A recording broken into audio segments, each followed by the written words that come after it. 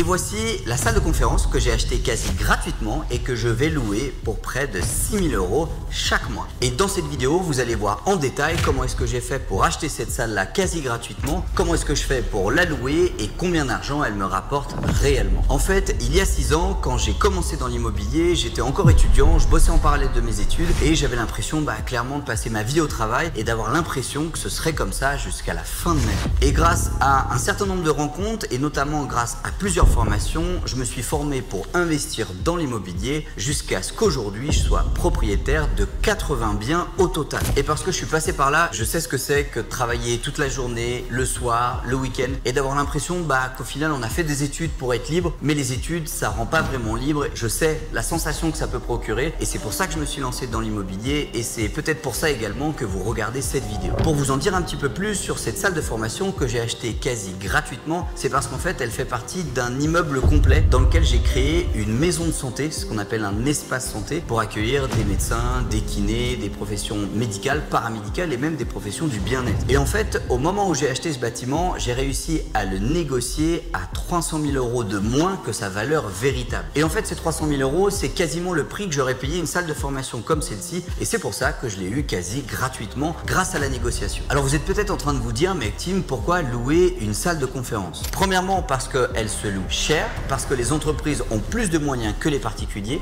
Deuxièmement, elle ne coûte pas très cher parce qu'il n'y a pas de salle de bain, pas de cuisine, donc le prix au mètre carré est réduit. Et troisièmement, parce que la demande est importante, en tout cas dans la ville dans laquelle j'ai investi. Pour vous donner un ordre d'idée, une salle comme celle-ci, elle fait à peu près 130 mètres carrés. Elle est toute équipée avec un vidéoprojecteur, des chaises, des tables, en tout cas prête à recevoir n'importe quel séminaire ou n'importe quelle réunion d'association, peu importe ce qu'on peut y accueillir. Actuellement, je la loue soit à la journée, soit sur un pack de plusieurs journées, soit pour un week-end, soit pour une soirée. Pour vous donner un ordre d'idée des chiffres, une salle comme celle-ci, elle se loue à peu près 400 € par jour et environ 100 € par soir. Évidemment, si la personne décide de la louer pendant plusieurs jours d'affilée, le tarif est dégressif. Pour être complètement transparent avec vous, on est en plein lancement de la location de cette salle de formation. Au cours du dernier mois, on l'a louée pour 10 jours. Alors c'est déjà pas mal parce que ça représente déjà 4 000 € qui sont tombés automatiquement dans ma poche, mais le taux de remplissage qu'on attend de ce type de salle est plus important que ça puisqu'on l'estime aux alentours d'à peu près 50%, soit 15 jours par mois et 15 soirs par mois. Actuellement, c'est la rentrée et donc j'ai déjà des locataires qui m'envoient des demandes pour pouvoir la louer le soir, que ce soit pour des cours de danse,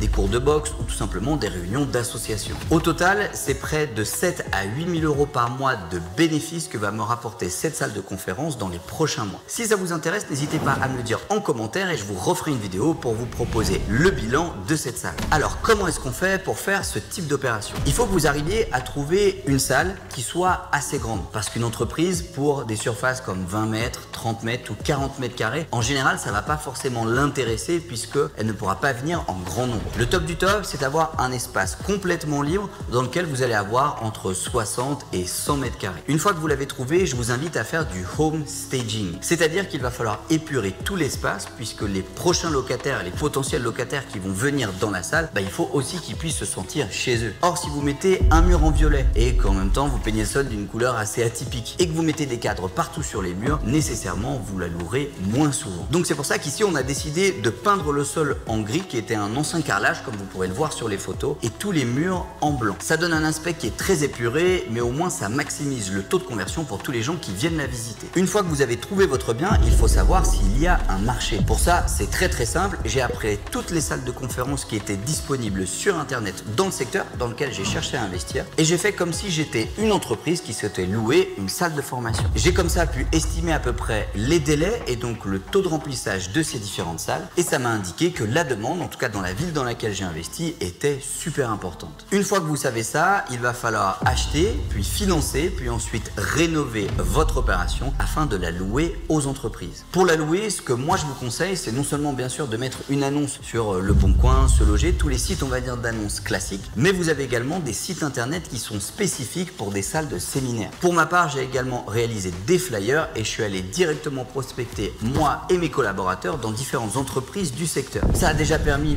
de connaître ces entreprises et de savoir qu'elles ont accès à une salle de formation à un tarif intéressant. Parce que oui, au niveau de ma stratégie, j'ai décidé de me placer légèrement en dessous de mes concurrents pour être sûr de la remplir le plus souvent possible. D'autant plus que cette salle, comme je vous l'ai expliqué, elle m'a pas coûté un centime. Et une fois que vous avez fait votre première location, n'hésitez pas à prendre des photos, à nourrir les réseaux sociaux ou votre site internet afin de multiplier les locations. Actuellement, comme je vous le disais, je l'ai loué 10 jours au cours du dernier mois, ce qui représente une somme de 4 000 € si vous faites 400 x 10. Mais au cours des prochains mois et notamment avec la rentrée qui arrive, j'ai énormément de demandes pour la louer en journée mais également le soir. Et si vous faites le calcul d'une salle comme celle-ci qui pourrait coûter au bas mot dans la ville dans laquelle je me trouve entre 200 et 300 000 € en fonction des équipements, même si vous aviez des mensualités de crédit à rembourser, ce qui n'est pas mon cas, ce serait quand même largement rentable. Ça vaut le coup de pouvoir profiter de ces entreprises qui ont en général des budgets établis pour les formations de leurs salariés ou pour les réunions, conseils d'administration, ce genre de choses. Et en plus, elles vont pouvoir le déduire de leur bilan. Donc, tout le monde est gagnant. Ce qui est important également dans une salle de formation, c'est de pouvoir l'équiper correctement. Ici, on a mis des chaises, on a mis des tables et on a même la possibilité, comme vous allez le voir juste ici, de la couper en deux via des panneaux amovibles phoniques. C'est ce qui va me permettre d'ailleurs de multiplier les locations en pouvant louer une petite partie et une grande partie de manière simultanée. Je pense que ce type d'investissement immobilier a vraiment un énorme potentiel et encore une fois, il est possible d'en trouver plein de variantes. Vous pourriez faire des salles plus pour des sports, vous pourriez faire de grandes salles plus pour des associations sportives, des salles plutôt pour des entreprises. Encore une fois, tout est possible. D'autant plus que ce type de bien, il va coûter très cher si vous êtes dans une grande ville telle que Paris, Lyon, Bordeaux ou Marseille. Mais en province, le prix au mètre carré est bien moins cher, d'autant plus si la salle est dans un état un petit peu abîmé. Vous allez pouvoir la rénover, ce qui est super intéressant pour vous en tant qu'investisseur puisque tous ces travaux vont venir réduire votre imposition. Et d'un autre côté, vous pourrez la louer pour près de 400 € par jour. La seule chose à laquelle vous devez véritablement prêter attention, c'est est-ce qu'il y a un marché et est-ce qu'il y a une demande. Si c'est le cas, vous pouvez foncer dans ce type de projet et si vous en avez déjà réalisé, n'hésitez pas à le partager directement dans les commentaires. Dans les prochains mois, je vous referai une vidéo comme celle-ci dans cette salle de formation et je vous dévoilerai tous les chiffres. Quel est le taux de remplissage et combien de bénéfices j'ai pu en tirer. Donc pour ceux qui ne sont pas encore passés à l'action, sachez que l'immobilier, c'est vraiment un des meilleurs leviers pour s'enrichir sur le long terme. Premièrement parce que vous n'avez pas besoin de capital de départ et peu de connaissances. Simplement du bon sens, un petit peu de logique et connaître les méthodes qui fonctionnent. Donc je vous invite véritablement à passer à l'action à 100%. J'espère que cette vidéo vous aura inspiré. N'hésitez pas à copier-coller ma méthode si jamais elle vous paraît intéressante, à me poser le maximum de questions dans les commentaires et je vous dis à une prochaine vidéo.